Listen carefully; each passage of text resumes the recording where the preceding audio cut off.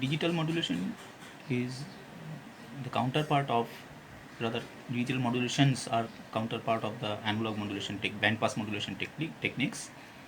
In analog domain, we have AM, FM, phase modulation, etc.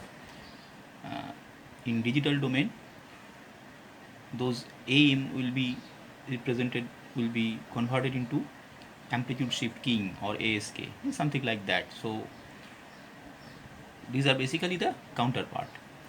But digital modulation has got certain extra advantages that we will study later on. Digital modulation, generally, those AM, FM that we have understood in our analog modulation, their counterparts are called the binary modulations, like ASK, PSK, or whatever may be. They are the binary modulations. That means the input signal is binary. That means it has got two states. But for digital modulation, we can have M-ary modulation. We will discuss it later on, along with certain advantages of M-ary modulation.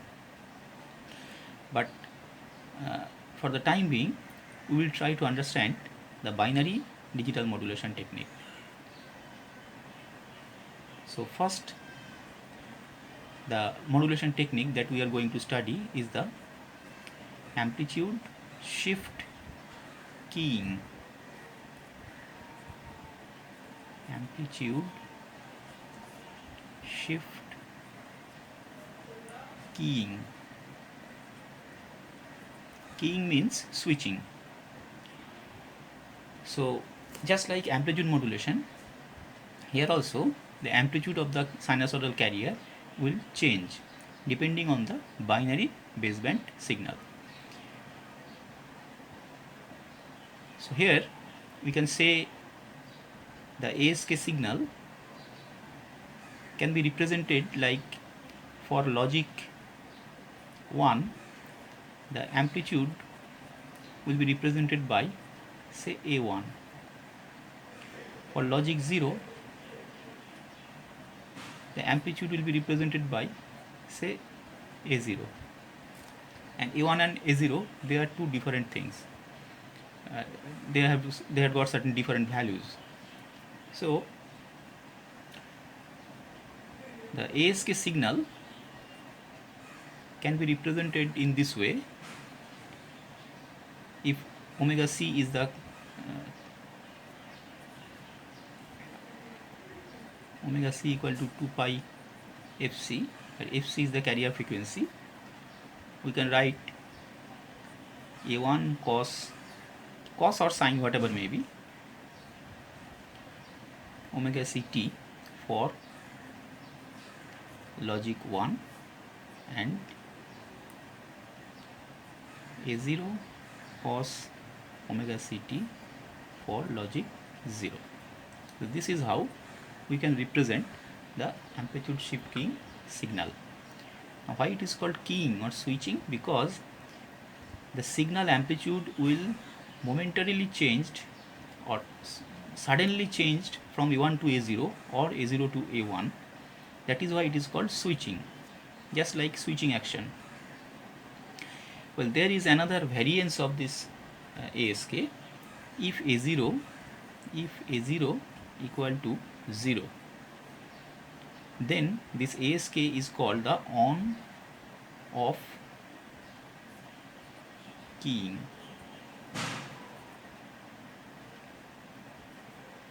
On-off means the carrier will remain on when we have logic 1 and carrier remain off when we have logic 0. So on-off keying signal, or in short form it is called ook. ook. So ST equal to, say, A1 cos omega ct for logic 1 and equal to 0 for logic 0. So this is the expression for on-off keying. Now, on-off keying signal, if you consider these expressions, you can see that there is no component of one signal into another signal. That means they are orthogonal to each other. But ASK may not necessarily be orthogonal. So this ASK is a superset, and on-off keying is one of the subset with a special satisfying the special criteria that A0 equal to 0. Well, in ASK, conventional ASK, we can apply different um, data format, but that cannot be possible for on-off keying. So there are relative merits and demerits of uh, this on-off keying and ASK. That detection of on-off keying is easier compared to this conventional ASK, because the distance between the two signals is larger. So those are few differences and relative merits, demerits, etc. Now let us try to understand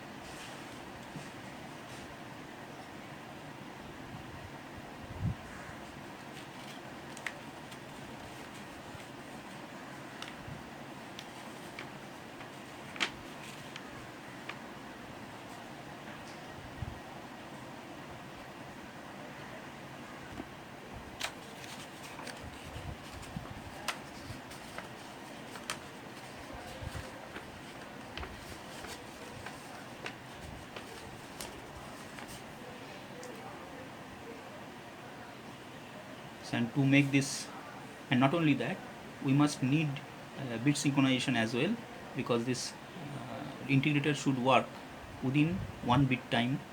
So actually we need two synchronization. One is the synchronization for the carrier, there's a phase synchronization. Another, we require a bit synchronization for this integrator to operate. Now we will consider the non-coherent detection. Non-coherent. In non-coherent technique, the incoming ASK signal is first passed through a bandpass filter. This bandpass filter will eliminate any out of band signal or excess noise present in the incoming signal.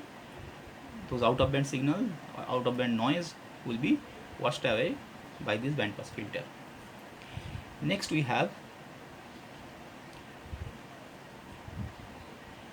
what we call an envelope detector.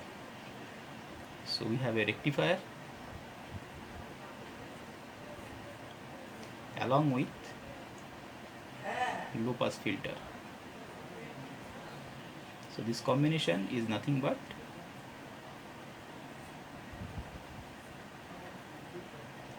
envelope detector.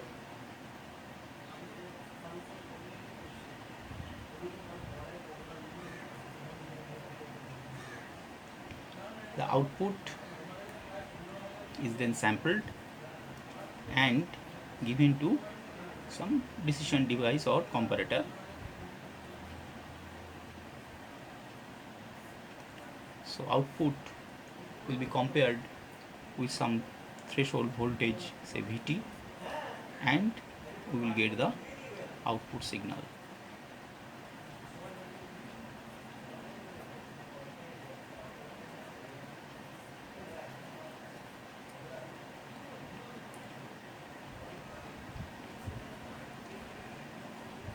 So this section is envelope detector. It is the same as that of the AM demodulation technique.